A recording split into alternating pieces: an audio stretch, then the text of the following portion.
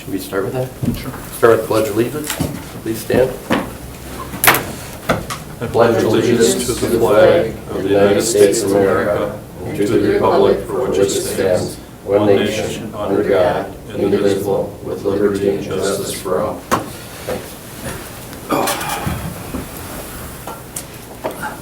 Call to the order, meeting of Parks Committee. Let's take roll call.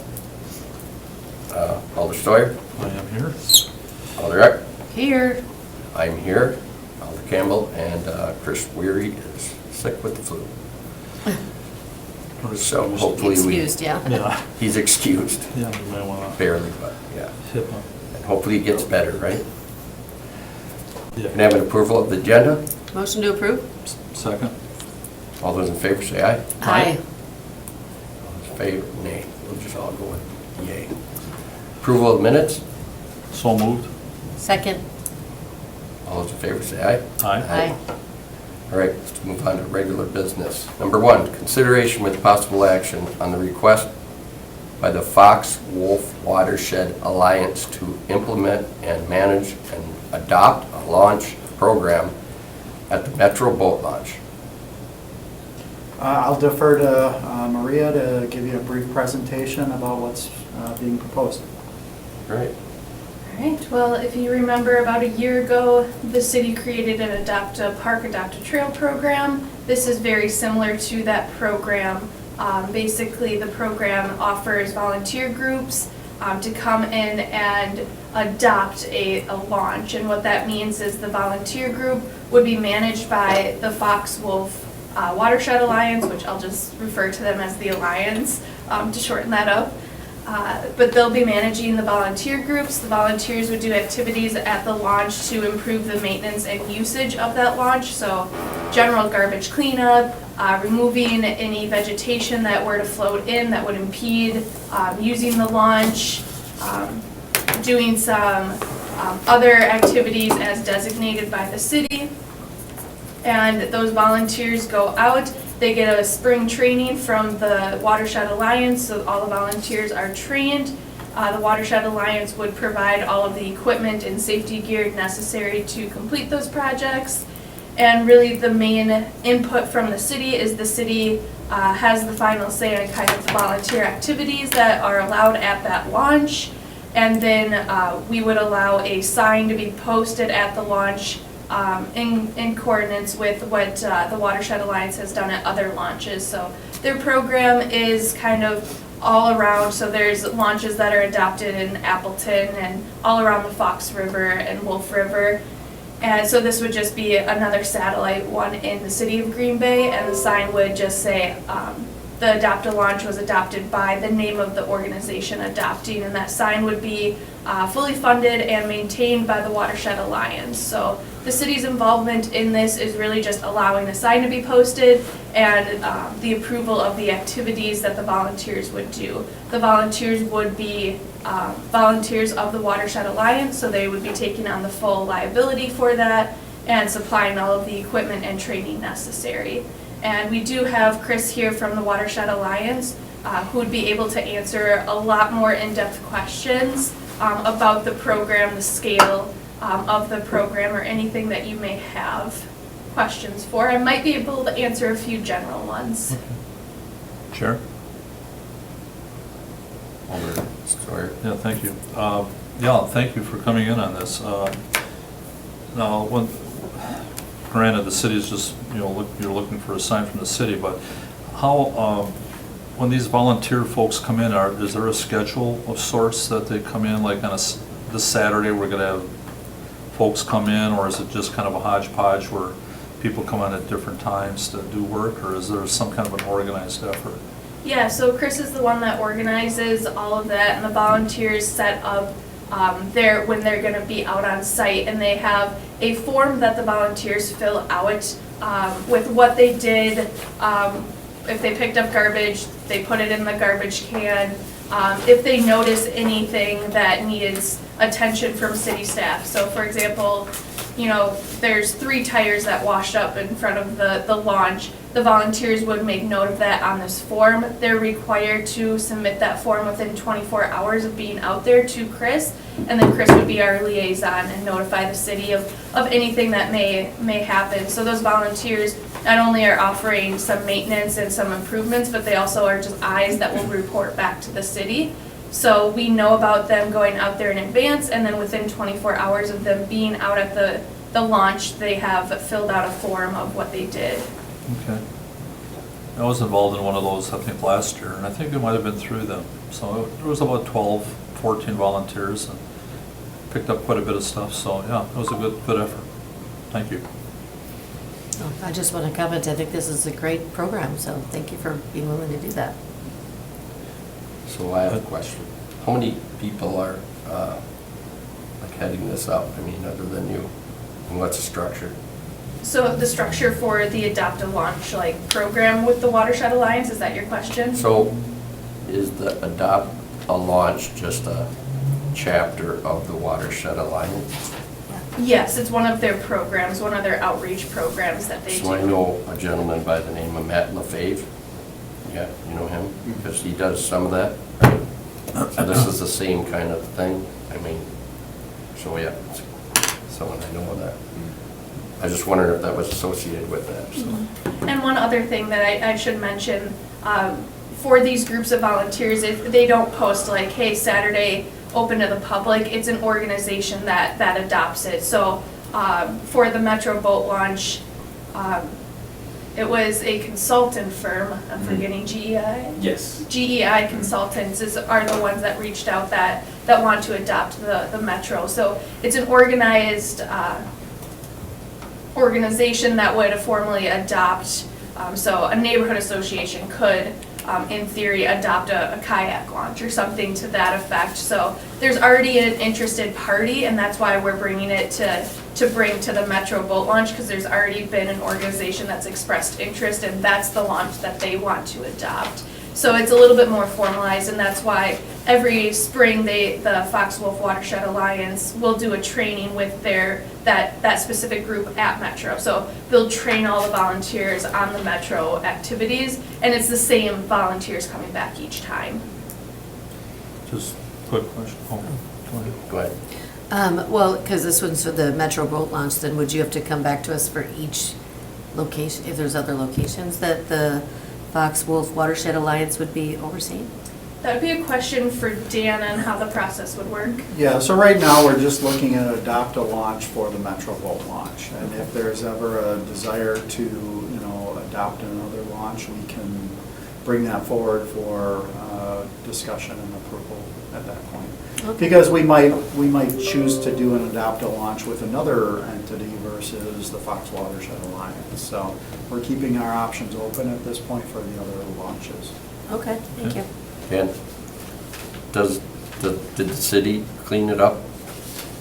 I mean, they're still gonna clean it up? Well, currently, it is the city's responsibility to keep all of our launches in a clean manner for the public.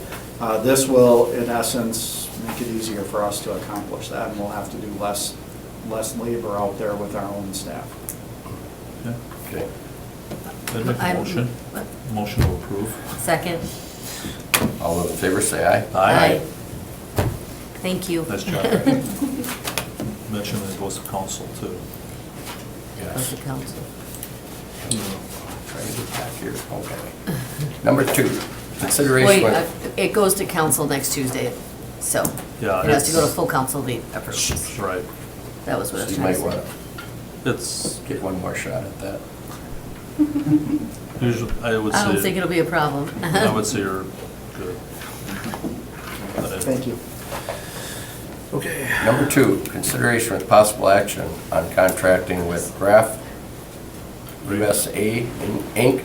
to provide engineering services for required electrical upgrades to the Birds of Prey exhibit at the Wildlife Sanctuary for a total cost of $27,300.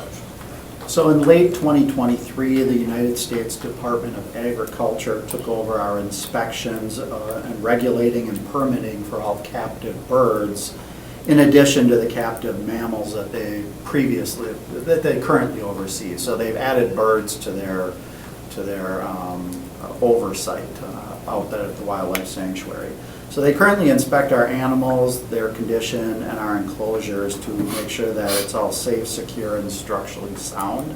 And with the new regulations that are going to come along with this new oversight, the birds on exhibit, all of the birds on exhibit are required to offer multiple items within the outdoor enclosures that require electricity in the cold months to follow the new regulations for permitting purposes. So these items would include, we need to provide heated water dishes, heated perches, heated A-frame houses, and in some cases, heating mats to keep food from freezing.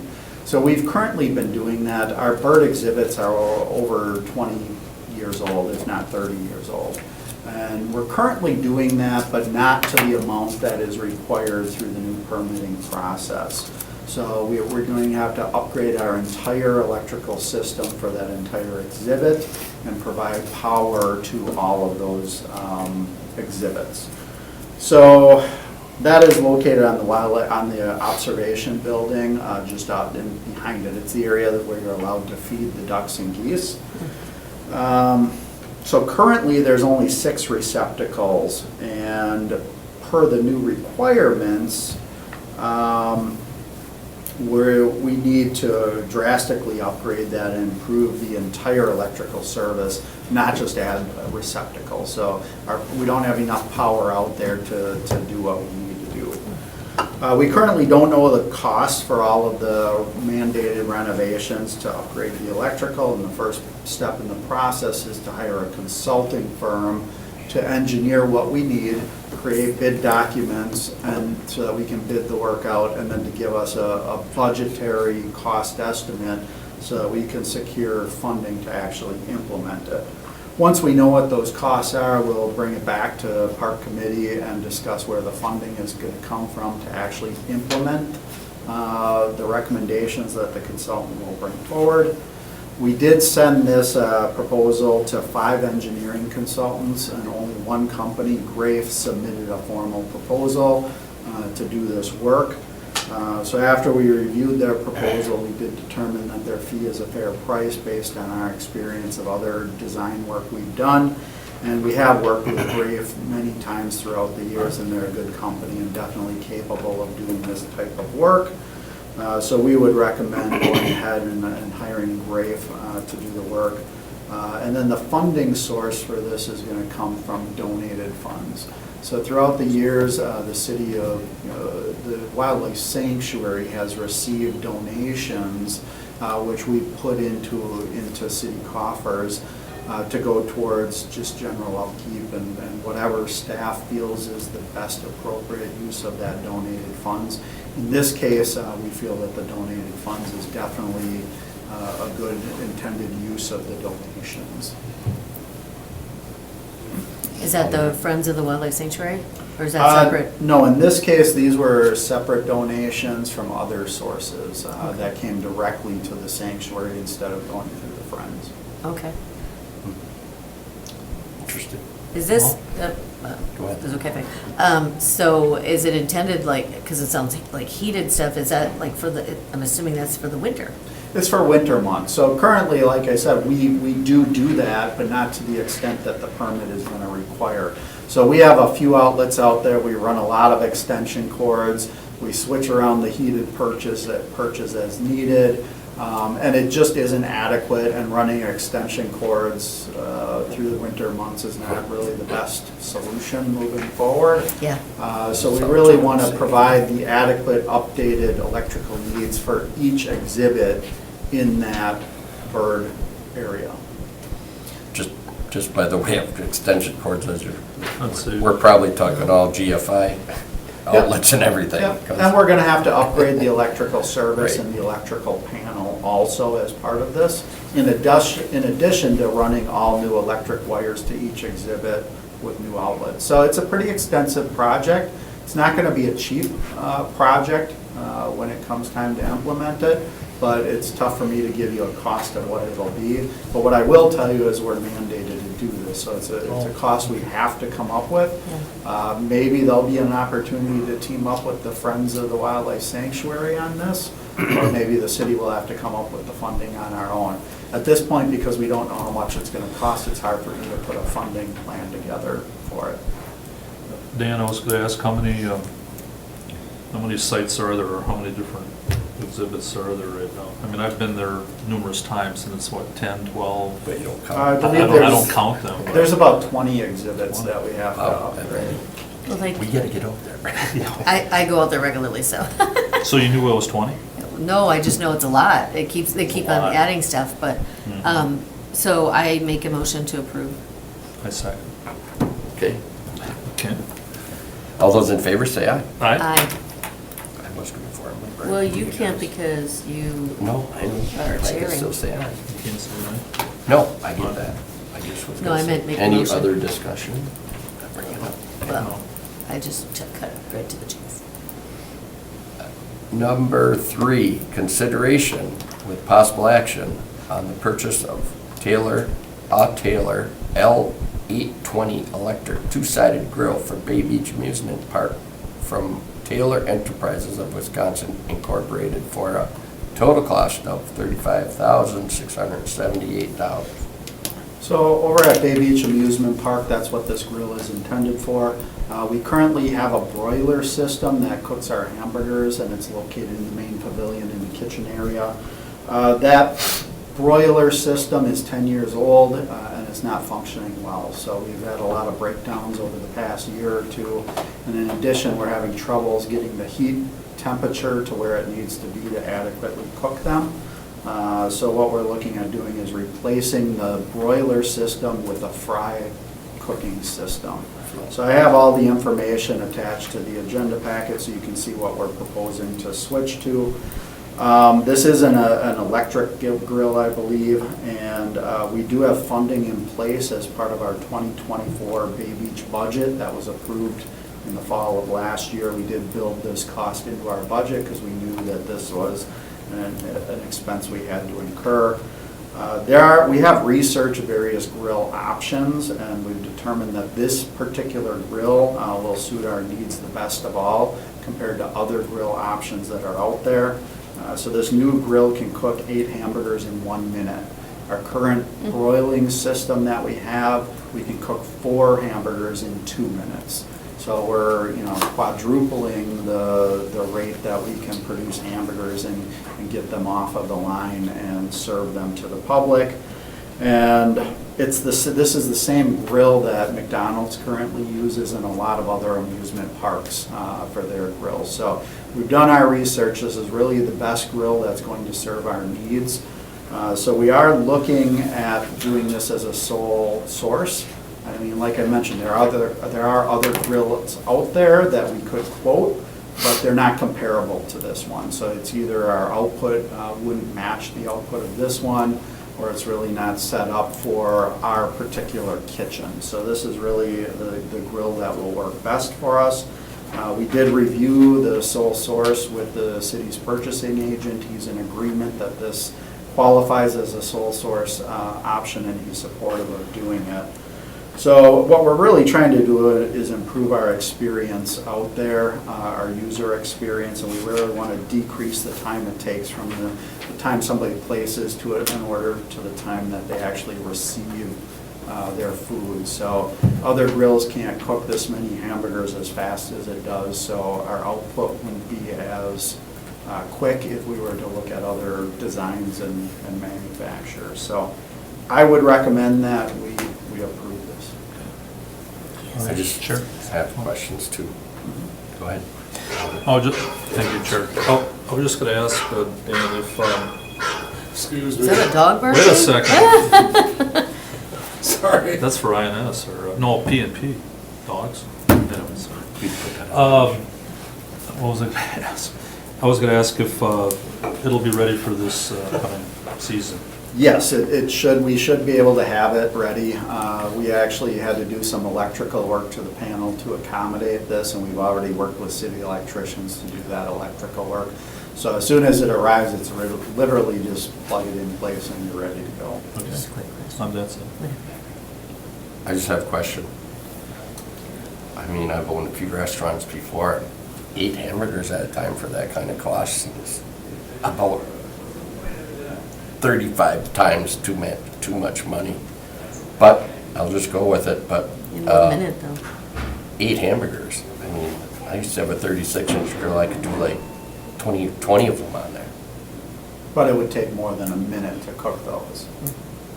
So, like I said, our staff are at the I amusement get park it. reached out to other amusement parks to find the right fit of what works best in an amusement park setting.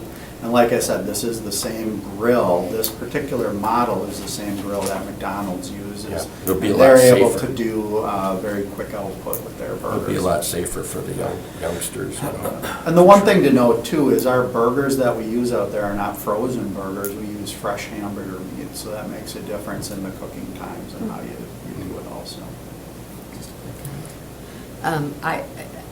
Not that it really matters, I just noticed it was on wheels, so is that like to make it so you can move it around in the kitchen? For cleaning purposes, if you want to wheel it out quickly, you So can, it's and full you can model. clean underneath it very easily. Okay. I'll make a motion. Any other Make a motion. conversation? No? Motion Can I- to approve. Motion to approve? Second. All in favor, say aye. Aye. Aye. All right, is that it? Number 4. Consideration with possible action on the purchase of a replacement pool filter for the Marquette Park wading pool from Carico Aquatic Resources Incorporated for a total cost of $34,800 as option 1. I've included the quote to the agenda pack, and you'll see that there's 2 different options that they proposed for a difference of price of $500. We are proposing to go ahead with option 1 versus option 2. Option 1 is the one that is slightly more expensive for $500. So I'll give you a little background here. So the Marquette wading pool needs a new filter. So currently there's 3 filters in a small utility shed adjacent to the pool. Those filters are failing, and we cannot open the pool unless we replace the filter. They are not functioning anymore. So if we want to open the wading pool, this is an expense we have to incur. And so right now, our proposal is to replace the 3 smaller filters with 1 larger filter. The technology has changed since the filters were originally installed, that the filters aren't quite as large as they used to be, and we can get by with fitting 1 larger filter into that space, which, like I said, is a small shed. There's not a lot of room in there. So Carico Aquatic Resources, Inc., they did review our system, and they provided the 2 different options that would work for our particular pool. And the difference in price is really the size of the filter. So what we're proposing is option 1, and although the diameter of that filter, if you read the 2 options, is a larger diameter, the actual filter size is more compact and more sleek than option 2. And so we are proposing to go with option 1 because there just is not a lot of room in that shed, and our concern is that we would have to do considerable more work to the plumbing in order to accommodate option 2 versus option 1. So it'll save us a lot of staff time preparing for the installation of the filter if we spend $500 more on the filter system. But both would work in our particular situation. Isn't it just 50? Excuse It me? says 34,800 and 34,750, that's only 50. Oh, I apologize, I misspoke. Okay, I just want to make sure I was Yep. like seeing it correctly. No, it's So what it's the quote says. $50 So it's more. $50 a month. I apologize, my notes were incorrect here. Okay. And I didn't compare it to the pool. So Yep. $50 is even better. That $50 is well spent in the time that we're going to save prepping that shed for the equipment. I did also review this with our purchasing agent because we are also proposing that this is a sole source purchase from Carico. They are the suppliers of all of our pool chemicals, pool chemical feeders, and other essential pool equipment that's required to operate all of our pools and wading pools within the city safely. So it's critical that any equipment we purchase in there is compatible with the chemicals that Caraco supplies and their knowledge of how to work the equipment in relation to the chemicals. When we have any pool breakdown, whether it's at our aquatic center or the wading pools, if we can't quickly diagnose the problem, we reach out to Caraco. And they have been extremely helpful in dropping what they're doing any time of the day, any day of the week, to help us alleviate or to troubleshoot what's going on with that particular system. Are they in Green Bay? They're in the area. I don't know if specifically if they're in Green Bay, but we've been contracting these services with Caraco on a yearly basis for many years now. In fact, we'll be bringing the chemical purchases to one of our next park committee to purchase chemicals again in 2024. We're waiting on the quotes for that. But on a yearly basis, we bring that chemical quote in front of this group for approval. Jefferson, Wisconsin. Okay. Okay. Other- Thank you, Chair. Again, the cost and where it's coming from, as far as... Oh, the cost. So we allocated 2024 bond funding for this pool filter replacement. That was just approved in December. We will have the funds in hand by the time the filter gets installed. I verified that with the finance director that we can go ahead and issue the PO as soon as it gets approved at committee and council. There is, I believe, a 12 to 14 week lead time on the filter, so we do want to issue the PO as quickly as possible to ensure that we can have the pool up and running in time for our pool season. The longer we wait on issuing a PO, the less chance we have of opening up that pool in a timely manner. With these other pools, wading pools around town, or around the parks, will this be the way to go? Maybe looking at this one filter versus three? Yeah, I mean, we change them out as we go. I mean, offhand, I can't tell you which other wading pools we've already replaced the filters in. In this case, we just do the needed repairs as parts break down. Right. So if we ever have to in the other wading pools, we'll do the same. Make a motion to approve. I had a question, yeah. Okay, well, you can still ask. On the park, on all the parks and the splash pads, is there filters and is that water regulated too or not? On the splash pads, Just no. I mean, the question. splash pads, well, there's two different ways you can build them. One is a recirculation system where you add chemicals, you have a holding tank, and you recirculate the water. We don't have any splash pads in our park system that function that way. All of ours are set up so that it's just normal tap water from a faucet. Sure. Okay. That go to it, you push a button, it shoots out, and then it goes right down a drain into the water Just system. curious. Thanks. Into the sewer system. All right, looking for a motion? Well, I made one. Motion and a second. Okay. All those in favor say aye. Aye. And looking up at the director's report then. Don't have a lot to add, other than just a quick update on Triangle Hill. So with the recent snow, we're hoping to open it very soon. I know James did a little bit of research. Do you have the date yet of when Yeah, we officially open? right now, we're opening tomorrow. Thursday Yay. from 4:30 to 7:30, and then we'll be shut down on Friday because of that storm.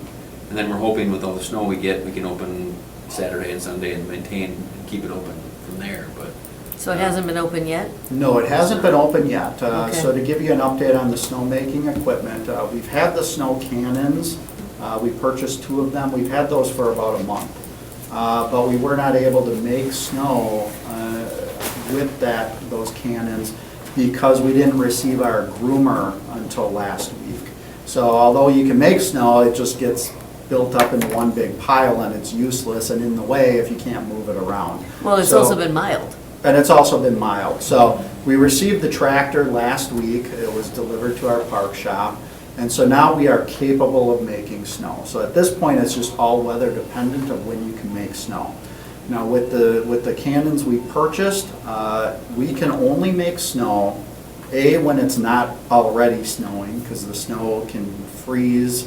If there's already snow natural snow while you're doing it, it can actually freeze on the cannons and do damage to the cannon. So we have to wait for a day when it's not snowing, and then it's all temperature and humidity driven. So we can only make snow under 23 degrees. Once it hits 23 degrees, it just shoots out water for the most part, and it's not functional. So you're trained, the staff is trained on that, right? So yeah, last week, we actually got one of them going, and we were able to make snow last week. We had one morning when it was cold enough for us to do that. By 10 o'clock, it had reached, 23 degrees, and we had to shut down. So we did make a little bit of snow just to make sure we were able to do it. Now, starting Thursday night, the temperatures are going to allow us to make snow if we choose. Now, if there's enough natural snow, we are not going to be making snow because the natural snow will cover it. One thing that we don't have yet is a shed on site to house the tractor and the snow cannons. So anytime we want to make snow, we have to haul it from the park shop, make the snow, and then haul it back. And we don't want the equipment out there unsupervised. So it's a big ordeal to actually make snow this winter, and we're only going to do so when necessary. So if there's enough natural snow, we're going to leave it at that and just operate normally. But if we're able to make snow, we will, and we'll add to it and stay open as long as we can throughout this season. Just to clarify, did you say it has to be 23, it can't go below 23 degrees? It has to be 23 or colder. in Okay, that's order what, to I make just want, I snow. thought, did I hear that? Okay, yeah, all right, So that makes sense. if it's warmer than Yeah. 23 degrees, it just shoots water out. Yeah, okay, makes sense. So where are we getting the water from then? We are using tap water. I mean, is it up there already? Yeah, so we installed a temporary hookup. Next year, when we build our shed, we're going to install underground water lines that are going to be in permanent locations, and we'll do that as part of the installation of the shed. But right now, we literally just have a temporary hookup with above-ground water pipes and hoses. Have to go out there and see. So it has to be brought out there on like a flatbed truck? So the cannons are smaller, and we can put those on a regular trailer, but the groomer is an extra wide load. So we would have to get a permit, a city permit, in order to haul an oversized load out there. We would have to borrow a low bed trailer from Public Works in order to do it, and then only certain people who work for the Parks Department have the correct license to haul an oversized load. So it's an ordeal to do it, and definitely don't want to be hauling that during peak traffic hours, so you'd be doing it on the off hours. And it is a hassle to bring the equipment in and out, so we would bring the equipment in and just start making snow until we have enough. To give you an idea of how long it takes, if there's no snow at all, to make a foot of snow on all of the lanes on the entire hill would take 80 hours for one cannon. Oh, my. So a couple of inches of snow makes a big difference if nature can provide that, for how long we would be out there with one cannon making snow. Well, so just to kind of understand, if, say, you wanted to have it open on a Friday night, you would need to bring it out there, work on getting snow, bring it back to the storage, and then back the next day to keep doing this? No, we would just do it throughout the night. Okay. So it's quiet enough that we meet ordinance, and we can run those cannons at night per city ordinance. So we would just start making snow and take it, be out there as long as necessary, and then when we're done, then we'll haul it back. We don't want to haul it every day. if we don't Yeah, have that to. sounds They like a need to be pain. manned, too? Plus going up and down that hill, that's a steep hill, going to the top. I'm assuming you Yeah, go to the so- top and go down. Yeah, so it really depends on how much snow is there and how much we have to make. But part of it is, once you make snow, you have to let it sit for a day or two to let some of the water drain out before you can actually start pushing it around the hill. And do you have to have a permit every time, or you just have one for the winter? Every time we haul the tractor. We're the city, can't we somehow Well, get it's our them? permit system, and we want to follow this Yeah, same but I rules mean, that it we seems require like- for everyone else, so. Let's talk about that for Let's the make it whole up. winter. We're that okay they with can- it, we're okay with the Communication. permit system, there's no problems on our end. And like I said, we'll make snow if we have to, but we'll do it as minimally as possible this winter. Next year, next winter, we'll have all the permanent infrastructure in place, so we'll be able to do it on a more consistent basis and more easier for our staff. Well, and I'm glad we were able to do it, because you said the Yeah. infrastructure wasn't there, so at least, it started. And do you have one person per cannon, or how does that work? You know, Right now, with the temporary hookups, we would like to have 2 people out there at all times, because we're renting a generator too. We could have issues with the generator. We won't need the generator with the permanent installation, so we would likely have 2 staff members out there every time we make snow. Next year, we might be able to do it with 1 staff member, but we are gonna have it staffed whenever we make snow in all situations. All right, we're good. Did you look at possibly just putting security up there, sirens and security, just leave the stuff up there? If you get a forecast for, We have it worked out for our staff to do it, and we have a game plan in place. Okay. Sounds Receive and fun. place on file. Motion to Second. receive and place on file. Second. all those in favor say aye. Aye. Aye. And that, I would look for a motion to Motion to Next, adjourn. well, next meeting. Next meeting? the next meeting. Let's see here. Next meeting is January 24th. Motion to adjourn. Motion to adjourn. Second. All those in favor say aye. Aye. That's it. Thank you. Thank you. Thank you. Leave meeting.